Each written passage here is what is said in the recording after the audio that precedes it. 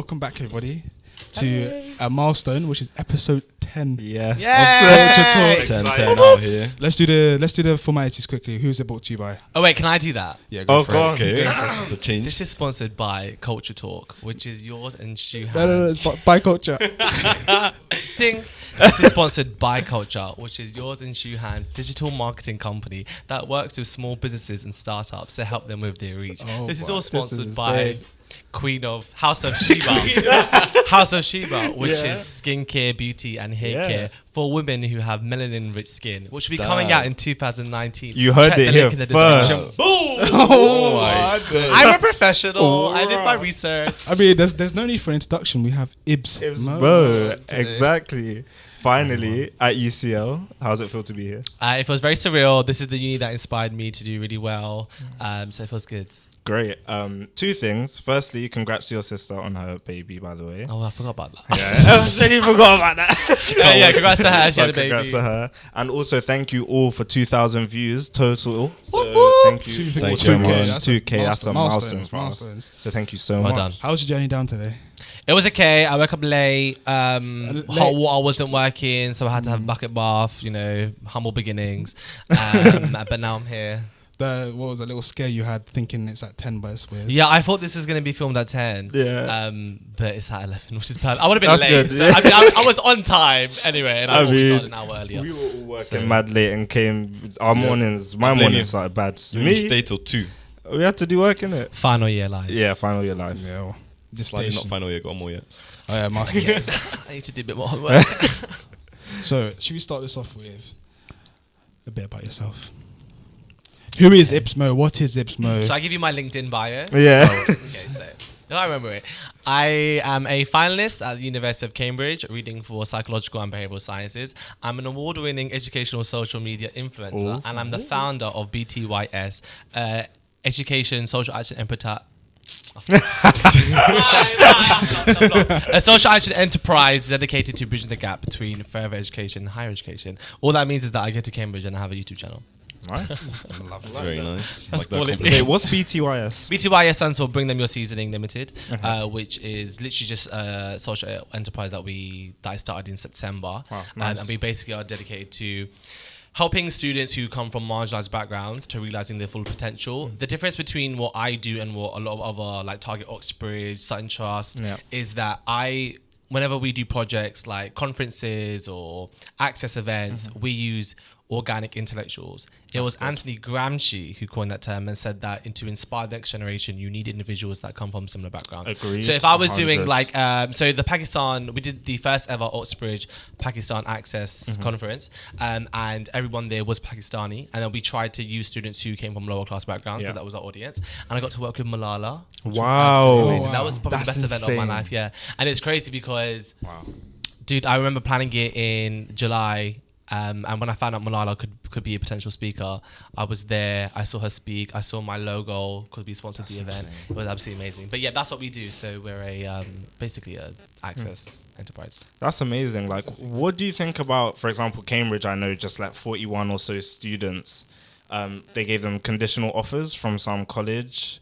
To I think raise awareness for diversity, and even though it was 41 and that's insane. Oh, from Brampton Manor. From Brampton Manor. Yeah. What do you think about that? Do you think that's excessive, going too far a bit, just to prove diversity? I think it depends on what stance you take. If you take the stance that they're doing that for diversity, then obviously that's a bit problematic. But to my understanding, I don't think it is, because Brampton Manor, yes, it's a state school, yes, in a deprived area, but they have a very good team of staff that work there. And I know some of them, and they work extremely hard to get those kids into Oxbridge. And they follow a really good formula, which I think a lot of state schools need to replicate. But first, we need to find out what the hell it is. Yeah. But I think that they got their students there because those students were smart. And I think that, listen, it doesn't matter what you look like, where you come from. If you get a place at Oxbridge, it's because you deserved it, not because they felt sorry for you. Exactly. At the end of the day, you need to get the entry requirements. And if you don't get that, you're not getting in. You need to pass those entrance exams at threshold. If you don't do that, you're not getting in. So whether they give you a place based on your ethnicity, I think that's just under discretion, but you still have to be smart. You have to work hard and do what you need to do. I agree. That was really deep. That was great. I love that. You Yeah. You dived in. You dived into that straight away. Dived in straight away. For me, my biggest question to you was, I watched your most recent video, which was about you coming to the end of uni now, and obviously you said going to uni was one, and moving out was one of the best things you've done. Yeah. You mentioned how like first year you're almost finding yourself, and like you explained your like being at home, you felt like you were like trapped and that. We could use that as well. Trapped or like overgrown. Like there's too. I felt I was a big fish in a small pond. Those are the words you used. Like, do you want to explain your experiences of why you decided to move out and like what pushed you? And you were telling us before this started, like Londoners, we walk too slow. So I think one thing to notice is all you three basically stayed. So the reason why I wanted to move out was because my family are crazy and my house is just too small. Yeah. And I don't have a lock on my roof. I don't like to share the bathroom with too many people. And everyone is just so lazy and they just get on my nerves. And I also feel like the tensions of like me being at home were just really bad. Also I have a passion for education. My family doesn't. And so when I did my A-level, it was like, when I say I need to revise so I can't do X, Y, and Z, no one in my family understood that. Yeah. And me being at Cambridge, I've been told by my siblings, and I really don't mind saying this, I haven't seen you for the past 3 years. Like, you're supposed to be my brother. I'm like, I'm trying to get a degree over here, mate. And so they don't, and I'm not mad because it comes from a perspective that they don't understand how important education is. So that was a big thing. I knew that there was no way I was going to be able to have any peace at home. Yeah. Also, at Cambridge, you have to move out. Yeah. You can't commute from London. And even though I love UCL, I didn't want to stay here because I said this, I felt a bit bored of London, but I also felt very rushed. And I have this now, every time I come here, as soon as that train comes to King's Cross or Liverpool Street, I feel this energy of like, you need to go, you need to go, you need to go. Quick, and I hate that because that's just going to give me high blood pressure. Yeah. And give me stress spots. It really does. I have enough of those. Yeah. That's every day.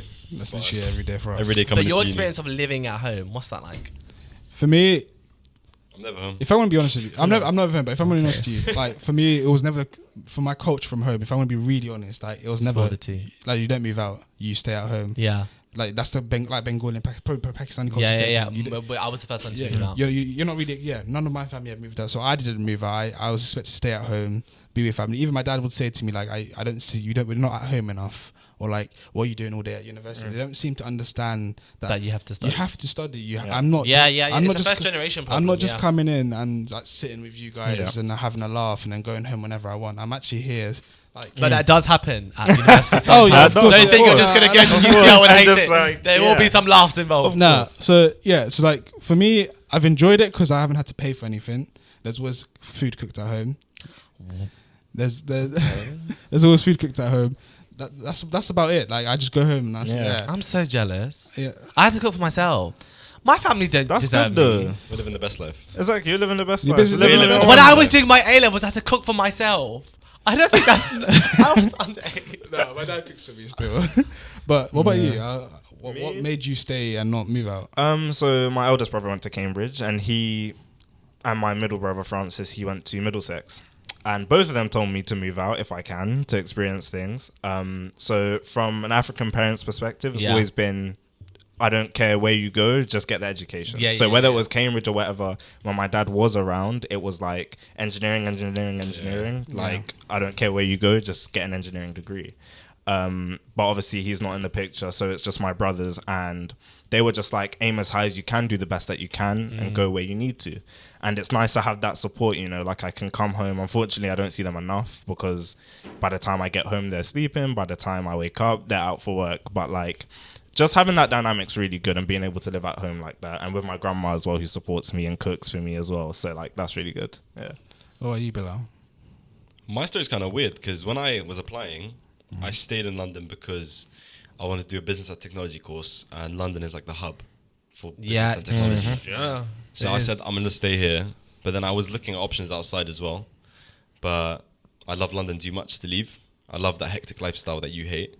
So in the end, when I applied to UCL and I applied to like surrounding places like Royal Holloway and Roehampton, all these other universities, UCL was just the place that I wanted to be. I will say this though, I am excited to come back to London next year because if there's one thing I've learned, when you live in the wilderness of Cambridge, after 9 p.m, all the shops are closed. Dead. Yeah, everything's dead. The nearest shop to me where I live is Co-op. I might be a YouTuber, but I don't have co-op money. Yeah, and then also, and then all the takeaways close at 10. Hello, Yeah, I 10. can All the imagine. takeaways close at 10. The only I'm kidding. The only thing that's available is Domino's. Who has Domino's money every day? And like literally, sometimes you have to starve. No, It's really no.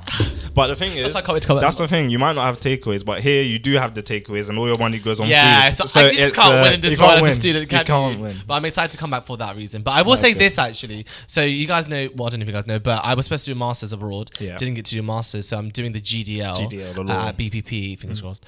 And so I'm doing that in London. So I think that so I'll be in London, but I think it's going to be my last year in London. Because I want to do my master's abroad. Yeah. And then when I apply for training contracts, when I apply for jobs to work in law firm, I think I want to go international. Wow. I think that I love London, but I just don't know. You just want to Where branch you need out. to go. You there. say you love London, but you just don't seem like you like London. I don't know. I want to go to Singapore. I went to Malaysia during December, and that completely changed my whole perspective of traveling around the world. So I would love to go to Singapore or Dubai. Just work out there. Or if you work in Dubai is Yeah, crazy. Dubai is that crazy. stuff. But I don't. Yeah, I feel like it's too capitalist for me. But we'll see. That we'll see. We'll see. It's future. Advice. I want some advice from you. I want to pull some advice out of you. God. So people are looking to go to university or Yeah. who are unsure maybe, because there's a lot of people that watch your videos. For instance, my sister, when she was in Mm. sixth form, she got inspiration from you. She even said, I mentioned that to me. So we need your advice now for the people that are looking to get into uni now. Like, what should they look out No for? pressure. Yeah. I think it depends what stage you are in your life. I think that, like, this is what I would tell my future daughter, right? Or what I'm telling my niece and nephew now. Year 10 is a really big year, because that's the year you pick your GCSEs, and arguably what GCSEs you pick can determine what A levels you pick, and A levels can determine what university degree you pick, and then therefore your job.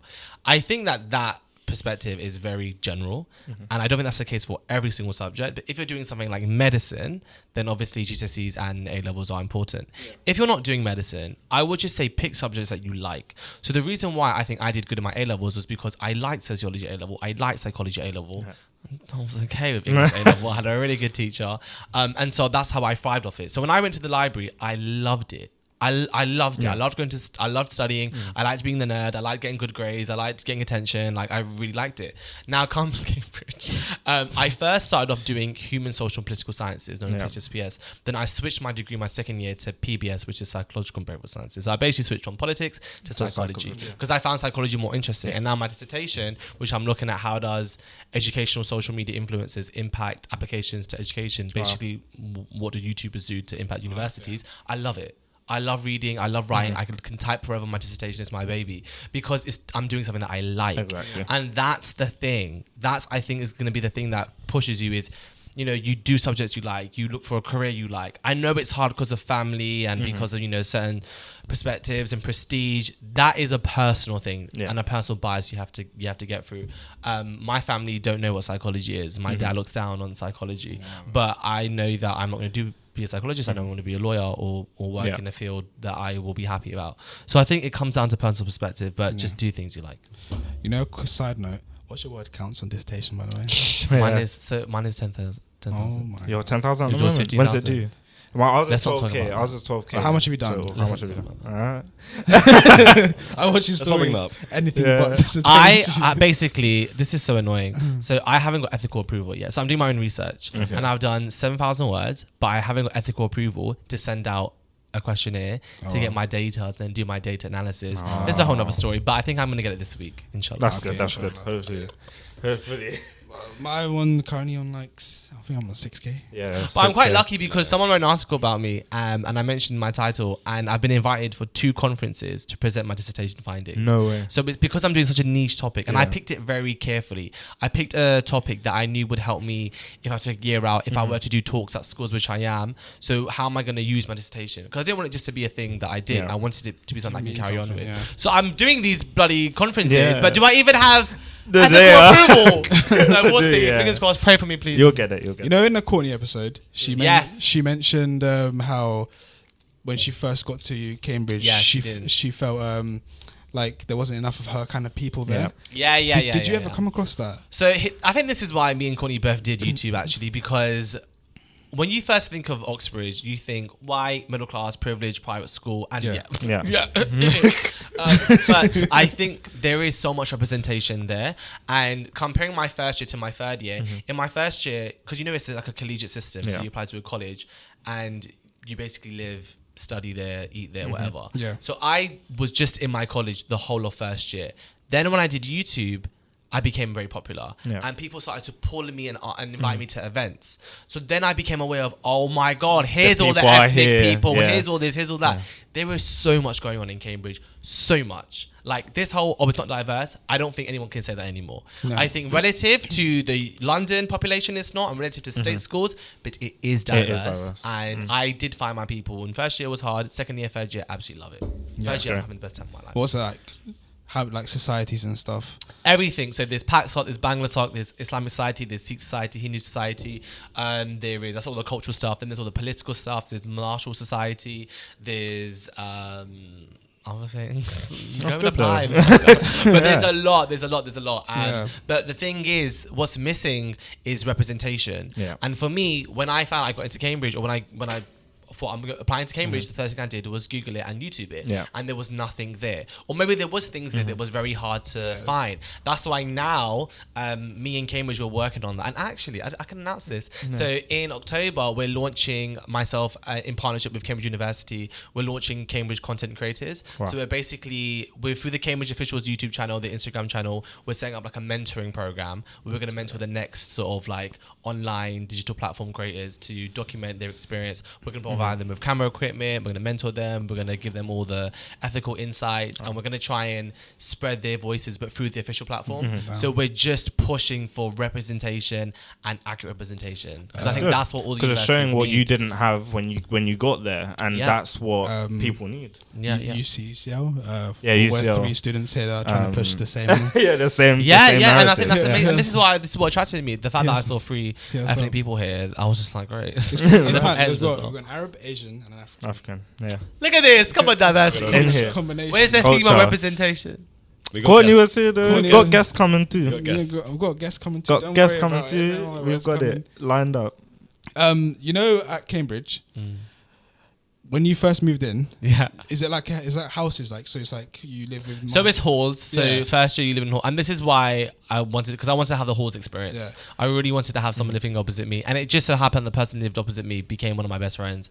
I got along with everyone. Well, actually no, I hated my neighbour so much. I actually hate him. He was so rude to me, but I'm really loud.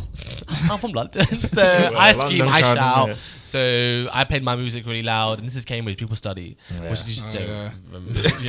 Was it like an awkward phase when you first moved in? Like, okay, so I don't know any of these lot, but no. The thing is, so I took 2 years out. I don't know if anyone knows this. So I took a year out after my GCSEs to work for fashion, and then I took a year out after my A levels to mentor and tutor and apply to Cambridge. So I came in with a very like mature mindset of I've been waiting for this moment. As soon as I got into my halls, I knocked on everyone's door and I was like, "Hi, I'm Ibz. Let's have a WhatsApp group chat." And it was that initiative that made my floor, out of the 600 people that lived in my college, the closest without a doubt. The only thing that's sad is that the majority of those people did masters because my college was mixed, so they all left the year after. So I had like no one. It was really sad. But then But you still meet up with them and stuff. Yeah. So when I went to Malaysia, I met the guy who lived opposite me, and then one of my best friends lives in Brixton, so I see all the time. And represent, you were talking about life after graduation. Yes. What is your plan? That's a good question, isn't it? Just had to ask me that. So the plan was, like all of us, is to go to uni. I always wanted to do a masters. Did you guys want to do masters? No. Yeah, well, I didn't. Yes. Not originally. I'm like 50-50. Like now, I wanted to do it before, but now it's like 50-50. So I was at 100% masters PhD, right? PhD? Yeah. Because you're looking to study for years. Well, you know the deep education. Then I started a Cambridge degree, and that changed everything. I'm not doing a bloody PhD, man. I don't have time for that. So I was like, okay, bye, but I will do a masters. Yeah. So masters is something that I always wanted to do, and I feel like nowadays undergraduate is just not. It's not enough. Because it's so competitive now. Everyone arguably a lot of people can get undergraduates. So would you say a master's is... I think a master's is, for me, is necessary, but for other people it's not, and that's fine. I also don't mind studying. I also don't mind being a student. I also don't mind living university life. I work a lot with university culture, so I don't mind. So it was always to do a master's, and there was one place, can I say? Yeah, I can tell you guys this. So at Harvard Harvard was the one for me. Harvard, they do a specific course. And I knew I was going to apply there for 2 years. And someone that I know got in there, and I was just like, oh my God, it's becoming more reality. And then my final year was disgusting. Because this is so embarrassing. But my final year flopped because I got into a relationship.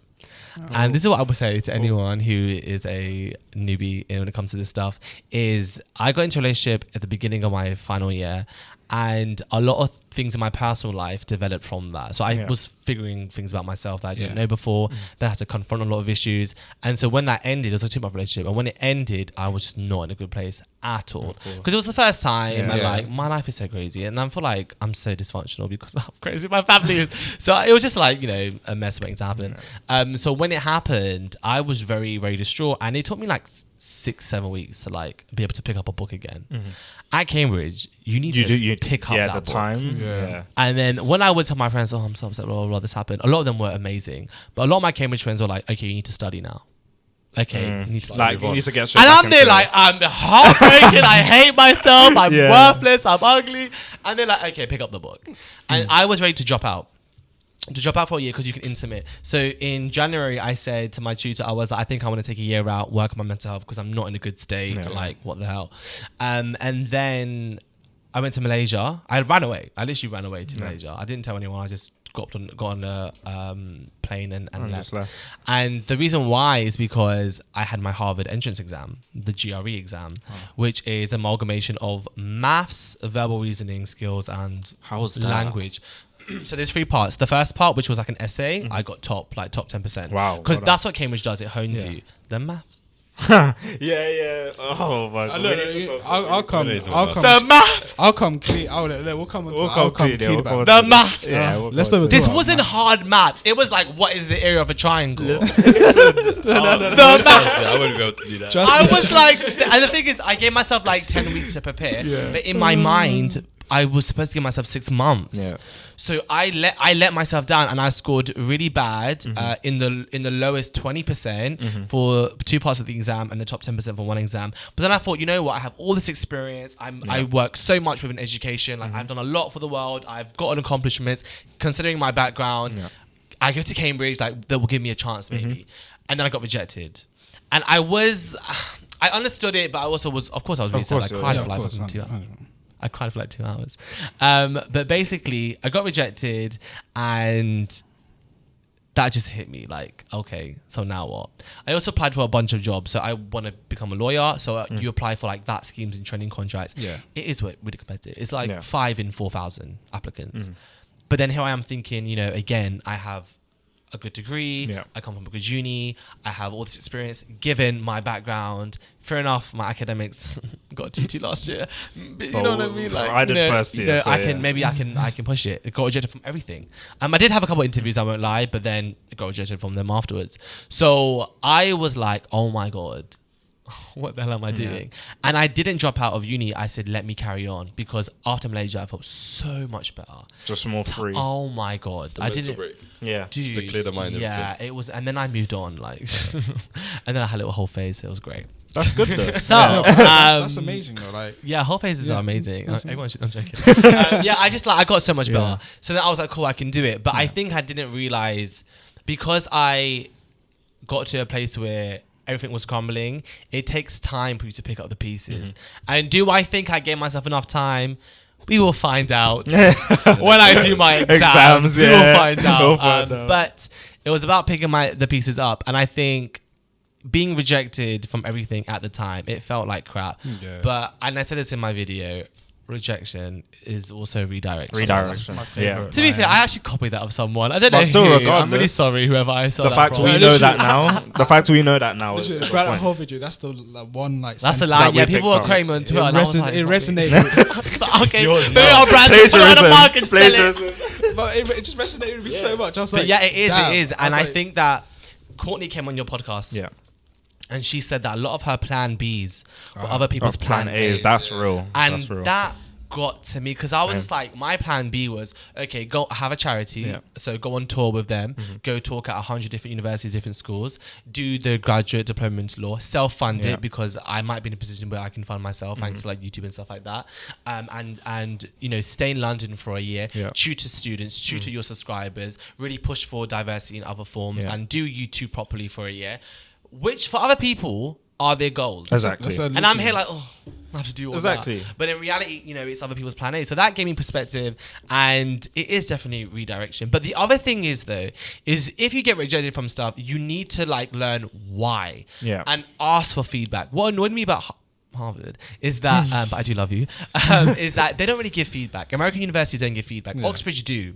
Law firms do sometimes. So I couldn't really get feedback. But then also I know if I got a 2-2 my second year, if I did really bad in the entrance exams, and this is an academic university, come on, Ibz. Yeah. So now I know exactly where to fix up. And when it comes to the job applications, why was I doing them so late? Why was I doing it on the day of the deadline? So you know how to improve accordingly. I 100% know how to improve. And that's why I'm so grateful that there is room for improvement for everything. But for me, it's become so obvious what I need to do next year. And that's why I'm so ready. That's so, good. So You're ready to go for I'm it. so excited.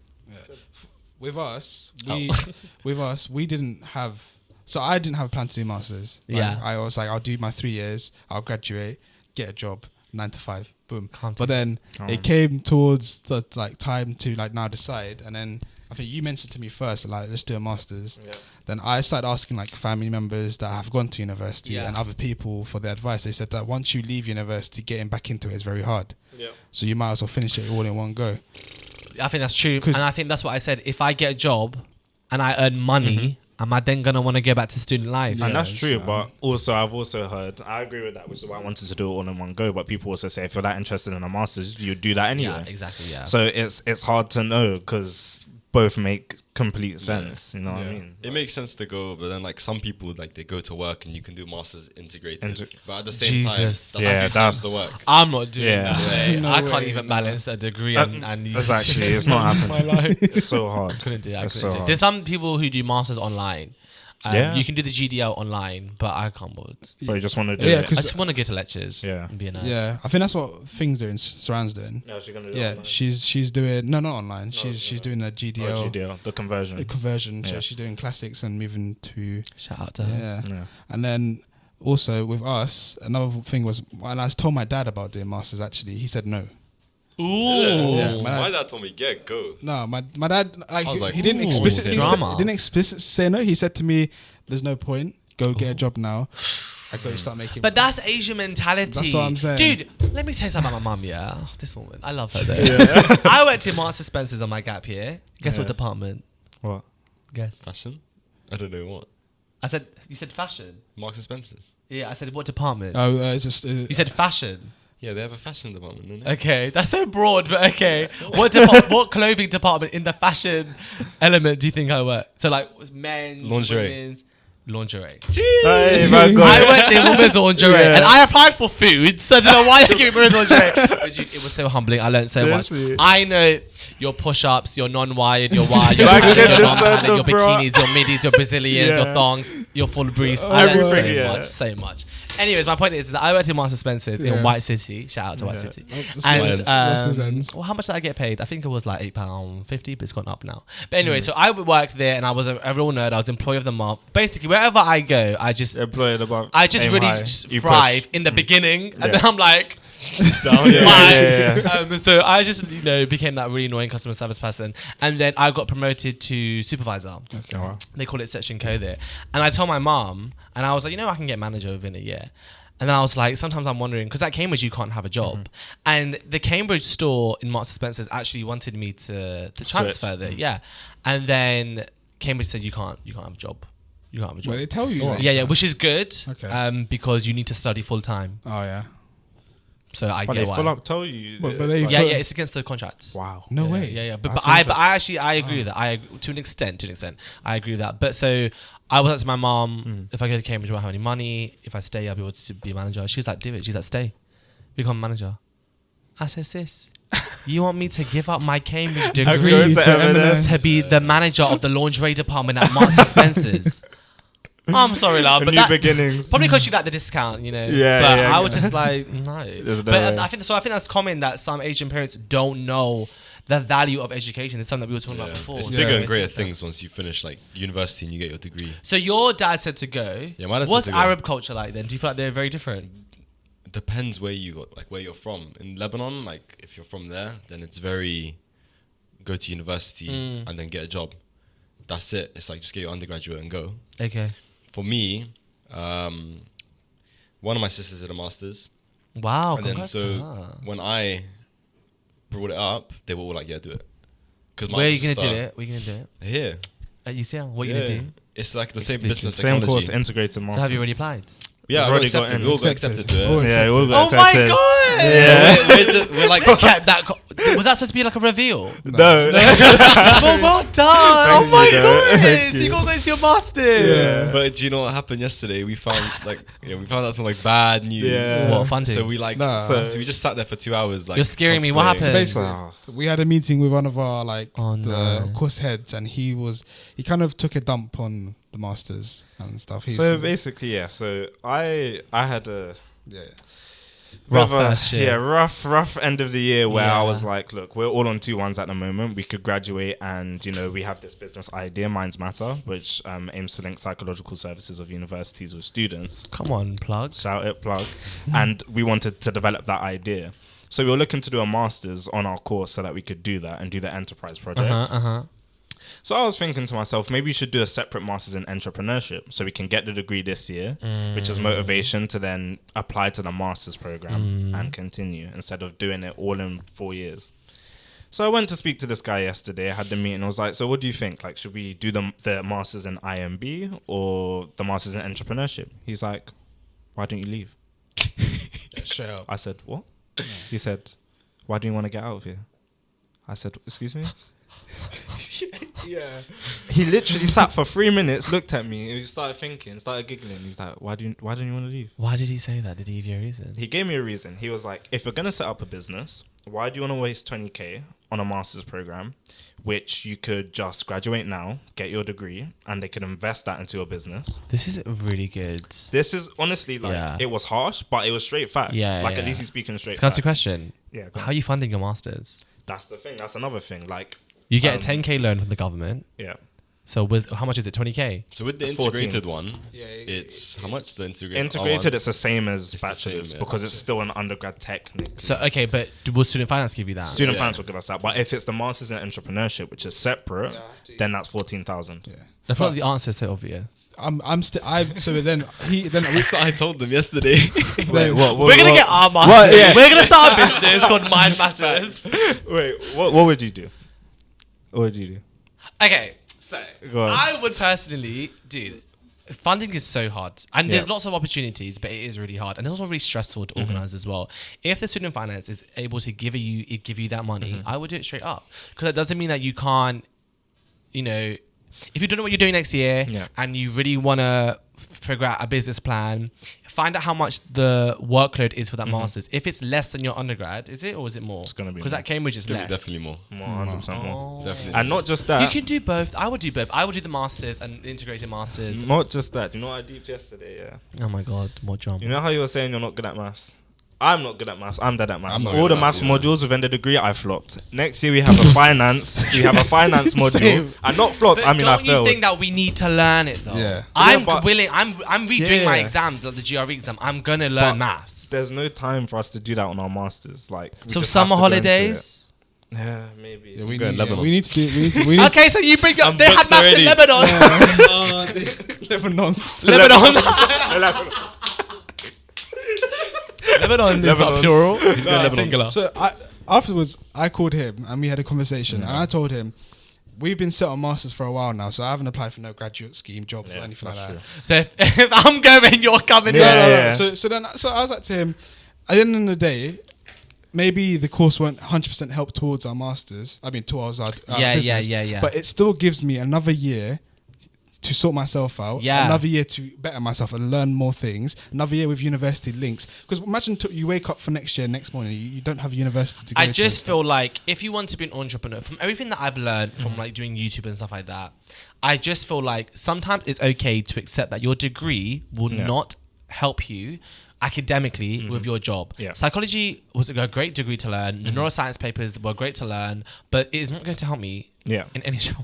Sometimes I say, I learned about business and I learned about the psychological emotions of how a business runs. Do you think that I care? Like, I don't care. And every degree has transferable skills. So when people say, oh, my degree taught me how to socialize, doing a degree in freaking cats and dogs will help you socialize, because do you know what I mean, you have to do it anyway. So it's okay to accept that, but I just think having an undergrad, a BA, a master's, you know what I mean, it's good, and you will learn skills eventually, but you have to accept that sometimes, unless you're doing medicine or law, sometimes your degree will not correlate. But that's up to you. Like I said, just make sure you actually like the course though, because that's if you don't like that's it. What my problem. But that's what I think you guys should speak to other people, and anyone else who's listening. If you're unsure about a degree, speak to like students who have done that masters before and get their insight. That's the only thing you can do, because sometimes you're not really going to know until you do it. Exactly. But for me, I pretty much said I'm gonna do my masters. Okay, congratulations. So you two doing masters? Well, I'm on it. I'm doing a masters, but I want to see you at the job centre. Job seekers allowance. You know, I didn't come UCL for that life. No. So I'm 100% still gonna stick for it, because then it just gives me another year to now, you know, just to reconnect. I want to push for and network as well. If there's one thing I wish I took advantage of at Cambridge, it was just like network, the career service and networking. But to be fair, I'm lucky because people know me. So. So you I have did that. the lazy way. I didn't know much for a camera in my room. I didn't have to leave my room to network, which is good. That's good. Yeah, no, that's good. But like, what's scary about leaving university is waking up and being like, I ain't got a university to go to. No. I obviously don't want to sit. Cause it's like, oh my Lord, that was so deep. But for so real. dead. I came here for a good time, you guys. I'm having a therapy session. Because it's like you claim the degree June 7th, then June 8th, you're just sitting. Like, it's peak. Yeah. But like, it's not that. I just want to push for masters in entrepreneurship and try get a scholarship if I can. And if that doesn't work, well then 100% sticking with exactly. masters. Then But I think also like just try to be busy. So try to be busy. So like for example, I'm gonna have the longest summer of my life, right? I graduate June the 5th, and my GDL will start if I get in. Will start September. So what am I doing, dude? I decided that I'm gonna go travel to America. I'm gonna do an internship in Pakistan. Fingers crossed if they accept me. I'm gonna go to Malaysia for a bit. I'm gonna tutor. I'm gonna just study as well. But like even if I'm in London, I'm not doing anything. I'm just gonna go to the library and study for the GDL. The GDL or the Harvard entrance exams. You apply for jobs now, dude. This is one thing that Cambridge taught me. You will apply to 75 jobs and you will get one. But you apply to 75, and each job application will take you hours, if not days. But you have to do that. And this is one thing I love about the Cambridge law is they are so freaking on it. They learn it from their private schools. They're so on it and determined that they will spend all these hours and they will get 25,000 rejections and they will still push through. But that's the mindset you need to thrive in the corporate world or the business world or the entrepreneur world as well. So I feel like there's always time where you can be doing things. And I feel like procrastination really is the killer. The key to success, which was what Kim Kardashian taught me, you wake up at 6 a.m.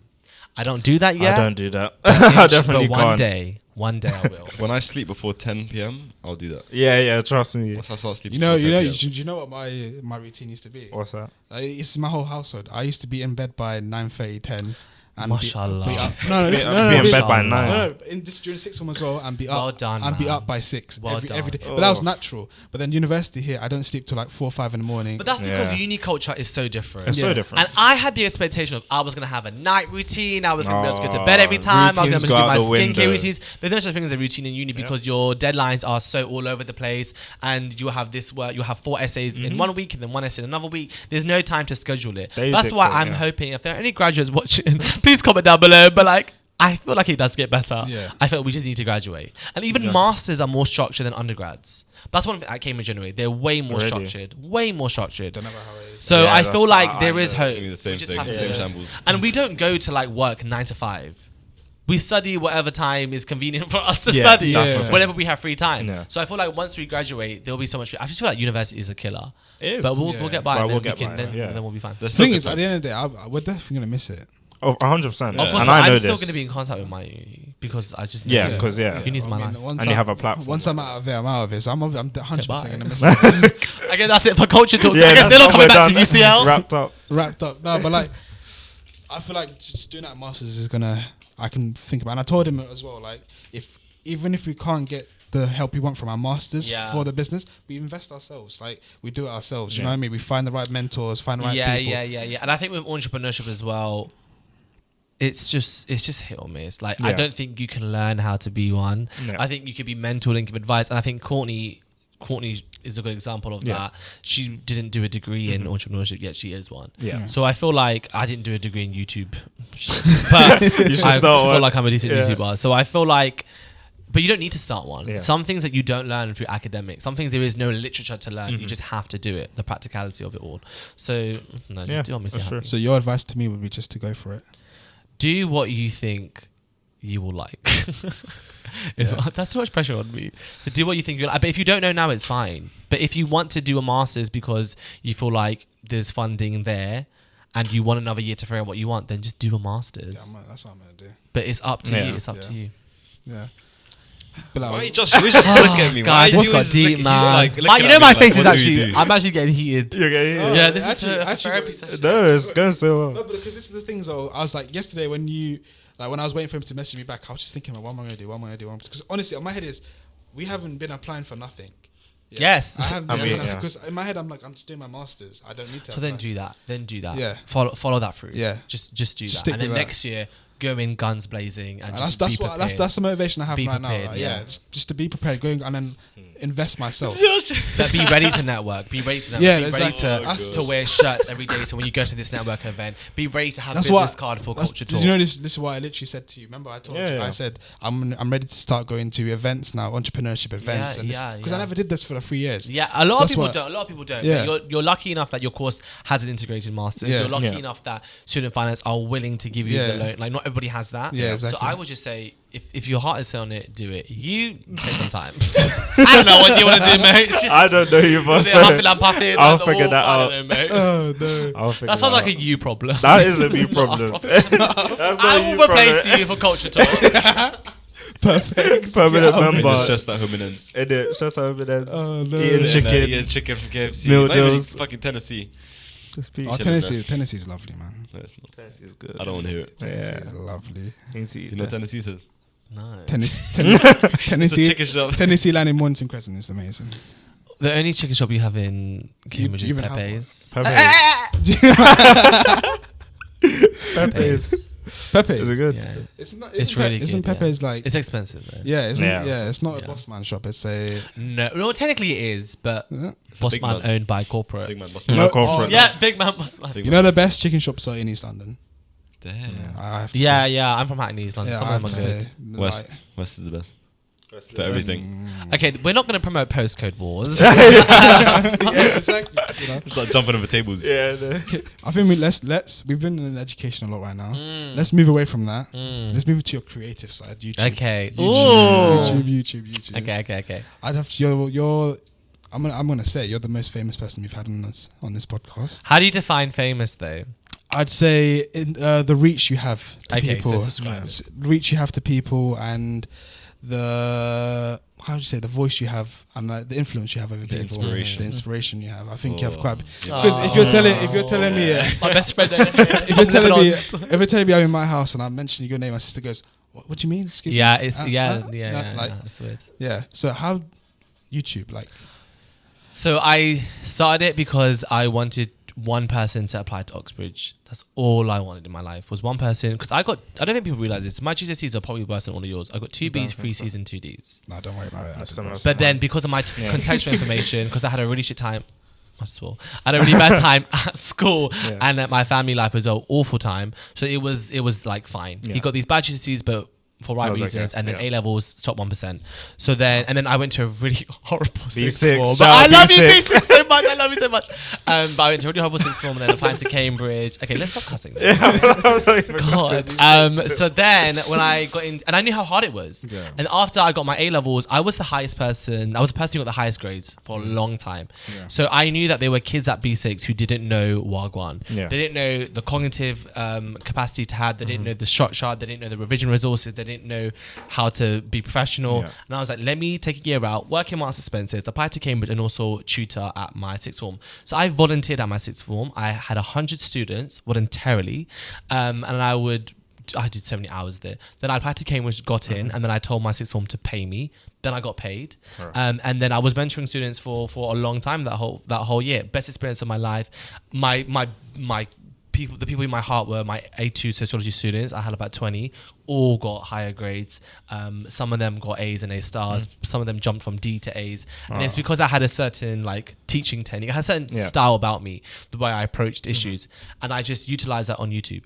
And I said, cool, I'm gonna start a YouTube channel, inspire one person who has a similar background to me to apply to Oxbridge and use my revision techniques, and hopefully they'll be fine. And now it's going to a point where every single day I've been told by someone, I'm applying to Oxbridge, I've got into Roscoe University, or I've done well on my A levels, I'm taking a gap year. Thank you so much. And it's the most humbling thing in my life, best experience ever. And I cannot believe I can't believe it. I cannot believe it. Yeah. And there was an article written about me by B6, and I read it the other day when I was feeling really bad about the rejection. And I was just like, I came to Cambridge as a working class, son of a single mother, council estate, proper broke boy with a working class attitude. You know what I mean? I can't code switch. I don't speak eloquently. I speak with my hands. You know what I mean? Yeah. And then to see all the accomplishments that I've had, I was like, You've come far. I'm so blessed. Yeah, I'm you've so come blessed. and far, humbled. 100%. Having said that, there are so many issues with YouTube. So many issues that I hate, and I've realized that this is not where I want my career, and I don't want my career in the media industry. But I had to find that for myself. I've been very lucky to do. I did adverts at PC World, and I did some inquiries. Yeah, I saw that one. I've done. I've been invited to talks. I've spoken at so many different schools. I've had jobs because of it. I've been able to really change Cambridge's policy when it comes to social media. I've platformed a lot. I've networked a lot, and I can tell you guys this now: 99%, and I genuinely mean this, of the friends I've made at Cambridge is because of YouTube. And whether some people use me for clout, fine, but I also have made Genuine, family members because of YouTube. It's generally changed my life. I'm the head income earner of my family, which is not a lot, just to show how poor my family is, but it's still something. So it's changed my life, but there are a lot of negatives. So it's something that is positive, but also what I think is so important. I went to an event the other day on knife crime called Black Lives Matter, Change the Narrative. Yeah. And Drill Minister and some other panelists were there, which gave some really good advice. And what they were saying was, for all of us that come from working class backgrounds, when we make it to the stage that we're at now, we need to stop looking forward all the time and forgetting about those we're leaving behind. And I think that's what you're doing with YouTube. You and Courtney and all of these YouTubers. You're not just, you get the money, you're moving forward. You go and mentor these kids. You go and... the thing is, sometimes it's not even money. Sometimes you don't even get... I think people think YouTubers are... Well, some of the YouTubers are rich. But if you're earning 100K... And there's a reason why I didn't want to earning. If you're on 100K subscribers, there's a reason why I don't like YouTube, is because, reality, because I am someone who is a person of color, and I talk about what is deemed controversial topics by certain sponsors, I earn less than my white counterpart. So there are YouTubers I won't name who do similar work to me, who are white, who are male, who are white, who are female, who earn way more than me, despite the fact that we're on the same subscriber because count, of the topics. because of the fact that, and what do they deem as controversial? Diversity.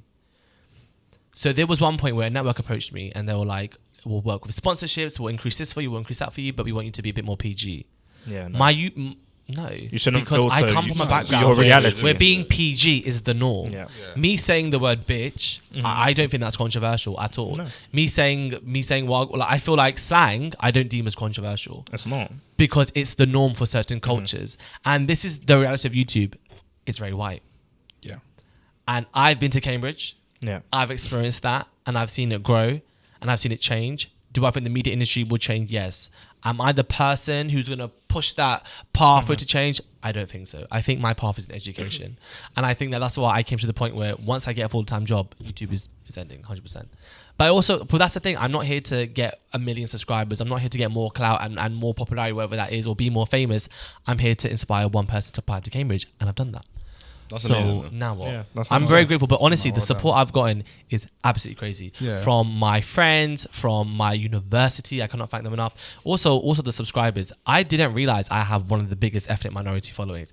I didn't realize that a lot of them are young kids, are people who are working class, who are first generation. I'm very lucky with the particular type of audience I have. Yeah. But I also think it's because I am my audience. Yeah. That's what I'm saying. I literally am and my you're audience. not just looking forward, you're looking to give back. No matter how 100%, controversial the 100%. topics, you're speaking real stuff. Because I just feel like, and it's like, okay, so one YouTuber, I won't say her name, but like one YouTuber, goes to Oxbridge, has like bought a house. Amazing, right? Yeah.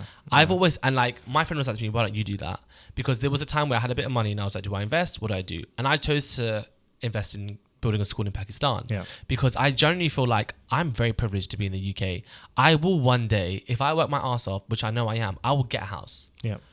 I feel like that's guaranteed. Whether I'm 30, 40, 50, 60, I'm going to get a house. And in the meantime, I can live in a council house. Like, it's fine. Yeah. But these kids in Pakistan who live in my mum's village, they're not guaranteed an education. So if you have the platform and the opportunity to help a certain group or to help certain people, why not do it? Yeah. And I'm so shocked that the majority of YouTubers don't do that. And this is what I'm saying. It's because not a lot of us have that mentality of looking backwards, because everybody's chasing the bag in different ways, whether But you're sometimes rich it's or not not. the bag, it's literally clout. Or clout or the bag. So like, I feel like not enough people look backwards. You know, you get one thing, you aim for the next, and you keep going. Yeah. I think you come from a different cut of cloth, like you, Courtney, some of the other YouTubers, Yeah, to yeah, be yeah, able to Nissi, do that Courtney, and think about that. So I think that's really. I think amazing. that's why I said when I'm my charity, organic intellectuals, Yeah. people who come from similar backgrounds, who work their way up, because they remember. Yeah. Hopefully, some of them do. But at the same time, like I also have fun with it. Do you know what I mean? Like Yeah. I try to be as positive and as humorous as I can be. Like I just try to have a laugh of it all, because I know that I'm fine. Like we live in the UK. If I have to be on job centre, I'll be on job centre. Exactly. But I know that I'm alive. So Yeah, exactly. I just feel like it's fine. But people out there, they don't have the same opportunities as we have to like. Exactly, yeah. Like we go to uni. We've been banging out about Exactly. masters, but do you know how much of it is a privilege to do masters? Yeah. But in this mentality in London or in the UK where we live, we forget that. We Yeah, forget of how course. privileged we are, because we're always go, Chasing chasing something. something. Yeah. London, isn't it? It's just you working on Sometimes the just next thing all chill, man, and just put on Sky and just wicked, you know. And if you can't afford Sky, sometimes they give you the free preview, channels, you preview, know. yeah. Just watch channel 1 to 5. Like, still go to McDonald's, use their Wi-Fi, and sometimes just chill and have fun. There's many ways. You're killing me, man. Honestly, because you're making me feel like how I feel. Let me just be humble lifestyle, innit? Honestly, that's what you got to remember. Minimalist. Have you seen He says with a Ralph Lauren scarf and Michael's watching Gucci bracelet. But like, honestly, that's what taught me. And next year, when I get my ass sent back to Hackney and I have to go up and I have to get back in that council flat, my mum's screaming at me, wash the dishes, do this. I'll be like, oh my God. I'll be like, you might forget this school. I'm gonna go and buy my own house. Yeah. No, but it'll be nice to move home though. I feel But it's a fun process, and I think that I'm very, very lucky. But the creative side of it, like I've always been creative, always. Yeah. And I've had the opportunity to really like explore my ideas. The university lets me direct videos for their YouTube channel. That is so some important. have been nominated for awards, and I won Best Blogger at Asian Media Awards because my creativity is always there. And I think one thing that we all need to learn though is sometimes it's really hard being creative at university because there are days where I'm like, I wish I could do this, I wish I could do that. I've uploaded like maybe 10 videos this year in my final year. Yeah. That's a joke. That's an embarrassment. I can say that's an embarrassment. But it's just because I'm so busy Yeah. with university. So sometimes it's hard to choose the creative lifestyle or the academic lifestyle. But I think that you just have to find a balance and have fun with Exactly, it. yeah. Can't wait to graduate so I can film years. Should we do one more deep topic? Oh my God! Go and switch. One more deep topic. Go on. And I think you have good opinions on this as well, and we all do. Is Islamophobia and white supremacy, and especially regarding what happened in New Go on, Zealand. Bilal, you start. New Zealand Christchurch. In what context though? Because that's very broad and that's everywhere. In university, it's not university. It's how Just in the world people, perception. media's perception of Muslims and how people have like view, and it's like it's coming out so much, and it's quite scary to see that people view Muslims in this way. And it's like, am I correct in saying that we are all men of faith? I'm Muslim, Christian. Yeah, so all men of faith. Yeah. So it's the perception that's been built, and like how scary it is. Like, and like for instance, like what happened in Christchurch, the fact that he was live streaming all this stuff and none of it was. And he mentioned a YouTuber, and he mentioned PewDiePie. And the that fact shocked me. that fact that was not flagged for anything, it's bizarre to me. Yeah, I just feel like if someone had like, say, I don't know, like a Muslim name in the title, and they were doing this, it'd be flagged up straight away. And not just that the Australian senator, I think it was Australian, had the audacity to go on TV and blame Muslims for that. That kid with the egg, I fully rate you. You know the money the egg guy's raised is given it to Christchurch. That's really sweet of him. I think when you look at like white supremacy and Islamophobia, there's like different discourses you have to look at within each one. So white supremacy, I feel like you have to look at the history, you have to look at the influences, you have to look at the impact, and I've come to the conclusion that white supremacy, like, it is evident, it's real, and it is over the whole world. Like through slavery, through colonization, through imperialism, it's everywhere, and you still see it to this day. The other thing that I've accepted is that there are still psychological impacts that it has that affects us today, psychological trauma, all races, right? And of course, especially African Caribbean people, like, you don't have to explain that. So I feel like it is evident and it's there. Then I think, okay, how do you change that? And sometimes you just can't. We live in a structure, like the education system is something that I always talk about because that's what I'm educated about, right? The education system is so fueled with white supremacy. And there was a quote, I can't remember who said this. The education system, the university is the master's playhouse. Just deep that for a second. The master's playhouse. This education system was made by white men for white men, and it's been continuing with that. And so when you see any ethnic people coming to Cambridge, their presence is changing that structure. Oxbridge is very elitist. It's the most elitist thing in the world, but that will never change. People say you need to decolonize Cambridge, you need to get rid of Cambridge and build it again. Okay, fine, have those thoughts. And whether you agree that can happen, fine. Can you destructure white supremacy? That means you have to get rid of every single structure, the infrastructure, of capitalism, and then restart it. That's Marxist revolution, communism. That's a hard thing to imagine, right? So where I see it is, okay, how do we change it from like the little perspective, from the bottom up perspective? Things like the egg man, the egg boy, that's a good example of like a white ally. A really good example. Someone who's able to use their privilege to be in a state where he met that close. You think a Muslim man can get that close to the son and son? Egg them and then raise money for charity. People said, someone on Twitter was like, how interesting is it that white boy who threw the egg got popular, but when we support them, it's not popular. That's white supremacy. But I've accepted it's a privilege that he has, but he used it exactly in a good light. And I feel like some people don't agree with me and some people hate that, but it is what it is. But you have to work on how you change the structures. And that's why I'm so on representation, because I feel like that is slowly changing structures. That's why I ran for vice president at Cambridge, because I wanted to change policies and I wanted to do things like create policy changes for Ramadan, and my college was so on it. Sometimes you have to play the game as the white supremacist, as the master in his playhouse, to then create change. And it will never be like universal change, because is that going to happen? Or at least in our lifetime, is it going to happen? Or is my thinking the thinking that's not going to let it happen? I don't know. But I feel like you have to focus on the little changes. And then with Islamophobia, like, that's another thing as well. So do you remember last year there was Punish a Muslim Day? Do you remember that, right? There's posters. To counter that, what I did at Cambridge was we facilitated the first ever Oxbridge Islamic Access Day. And we got students to come to Cambridge. We like shared it on Instagram and on my Snapchat, and we made a whole day of like trying to raise awareness about Muslim students in Cambridge, and we answered questions about like having a lota, having like halal food, marriage prospects for Islamic students in Cambridge, and we really push for representation. And I feel like that is how you sort of challenge these things. It's good representation and really playing the game, which is being on that political level. When the Prime Minister of New Zealand was able to change gun control, when they played the azan in the Parliament, they read a chapter in the Quran in Parliament, and they played the azan in Trafalgar Square, I think it was a couple of weeks ago. Like, look at that. And then you have to question, okay, is that good, or is that just the standard that we should have? but the examples of leaders that we do have are just really bad. So is the Prime Minister only amazing, or is she just standard? But we just have really bad leaders, so we think that she's amazing. So there's so many it's a really deep conversation that's filled with academic literature, with social examples and movements that I think is so hard to like really unpack. But I just think you have to work on the little changes that really make someone's day and makes them smile, because arguably it's a structure that can't be changed. That was a really deep conversation. I mean, I watched the video last night. My brother-in-law sent it to me. It started off with this white guy. He had FBI and all that at his door because he set up homemade bombs in his center in Canada.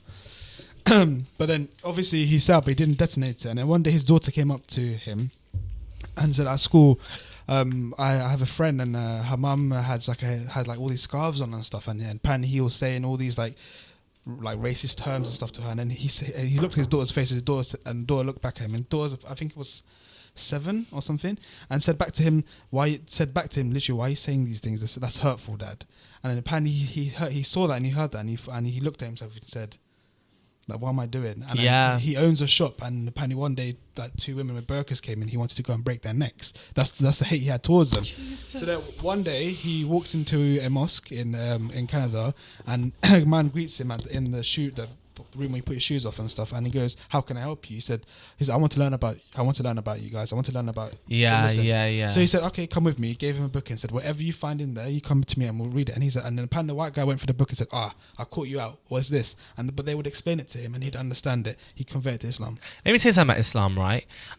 We spend how many years of our life trying to analyze a Shakespeare book? Yeah. You're telling me that you're going to then be able to analyze the one passage of the Quran in 2 seconds?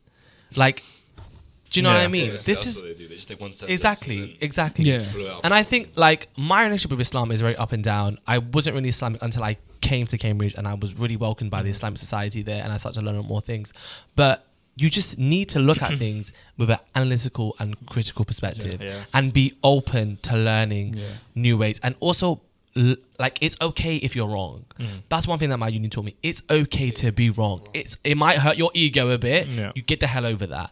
But it's okay to want to educate yourself further or learn other people's perspectives, and just accept that you are wrong about something and there are other people's perspectives that you have to learn. And that's what my breakup taught me as well.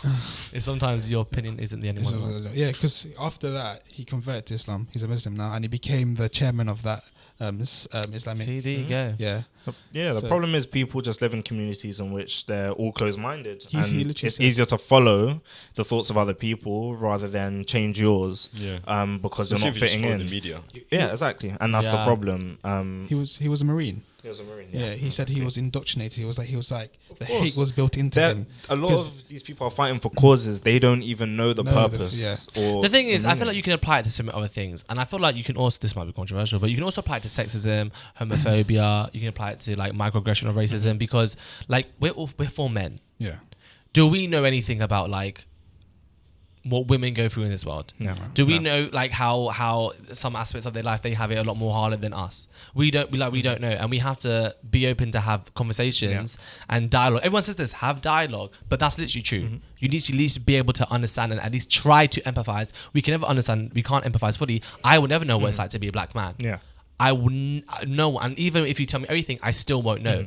But you still have to be open to allowing his voice to be heard. And I feel like that's where the world is just confused, but that's where I am hoping university students really allow themselves to have that that mentality. I feel like with all of us coming up, we just need to have a voice. Like, we just need to, because some people will see all this hate and stuff happening around them and not like it, but they won't actively do something about it. And I'm not saying, when I say active, do not be aggressive towards. It's talk to people. It's have your voice. Let yourself be heard. Because I can be misinterpreted. I'm a brown boy with a beard. Anyone can look at me and think differently. You know what I mean? 100%. But if someone comes across to me in a negative way, I'm not going to retaliate. My opinion on that is I've had experiences before where I've had people think of me wrong. Like there's been racist.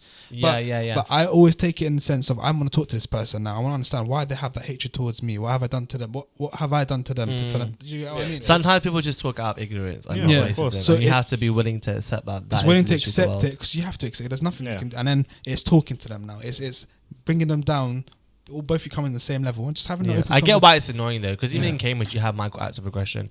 Every single college we have, there's 31 colleges, all of them have porters, and that's basically their receptions.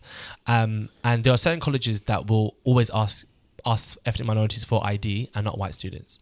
And that happens, and like it's so annoying. And one part of it, you have to accept it, but you also need to like learn how to change that. So is it that you secretly record it? Is it that you then report it to the right person? And it's long, and it's long. So I'll tell you guys this happily. There was a comment at my college that was made by one of the cleaners that was all Muslims should drown. And this was after the snap election. And there was also a comment made which was don't trust those packies.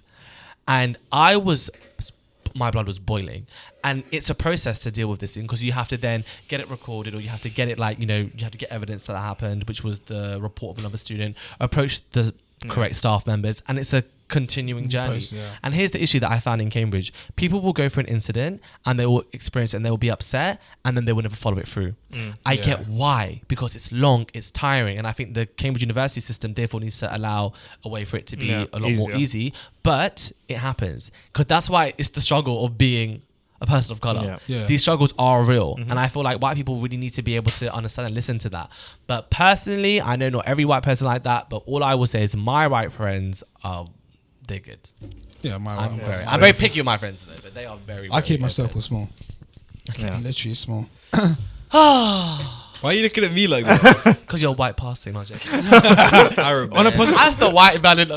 On a positive topic, you went to a mosque in Cambridge that's Yes, it was the first eco built mosque in Cambridge. I think it was 14 million or 24 million. That was beautiful. Absolutely beautiful. It was made completely out of timber. It's going to really help with tourism, but it smells like B&Q. You've been to B&Q? Yeah, because it's all that timber beams, isn't it? Yeah, 100%. Yeah, that's great. But yeah. Well, that was a juicy episode. This was. Yeah, that was ups really and downs. deep. Yeah, so many ups and downs. I feel like I need a freaking therapy session after. Have the MC here because I forgot this. Because someone like Josh. But yeah, that was a good episode. Thank you. Thank you so much for you're coming. very welcome. We're gonna be filming a Q&A on my channel. Yeah, so you guys make sure to check that out. And check out his channel in the description. Thank you for coming all the way down from Cambridge so early. I know. I'm a good friend. I want to come up to Cambridge. I want to come up to Cambridge. You want to come? Yeah. Oh my god. We wanted to come. Okay, yeah, do it. No, honestly, do it. Like when you we'll discuss. Yeah. We'll come up to Cambridge. I want to see. I've never been to Cambridge. I've never seen it. I need to go back. I've been, but I really want to see Cambridge. Yeah, you two come. Yeah. We actually, we actually have. Just got kicked out straight away. We actually have like a really good like nightlife kind of. I'll take you guys to a formal as well. It'll be fun. Alright, cool. We'll talk about this after that. But thank you so much for being such an amazing guest. Thank you guys for using a platform to inspire. Thank you for inspiring us. To be honest, thank you for inspiring us. But if the advice doesn't work, I'm coming after you. Okay, bye. Hopefully, have you back on. If you're not here. Yeah, I want to be the fourth member of course. If I'm in London next year, fourth member. I feel like I should be the fourth member. Jump on. He's like. You added me too many times today. I feel like I should be the fourth. We'll open an application for you. 100%. It'll be a Cambridge process. Guys, report this channel. Oh no, it was a great episode, and it's a milestone episode 10. Yes, well done. And we'll catch everybody in the next one. Bye guys. Bye.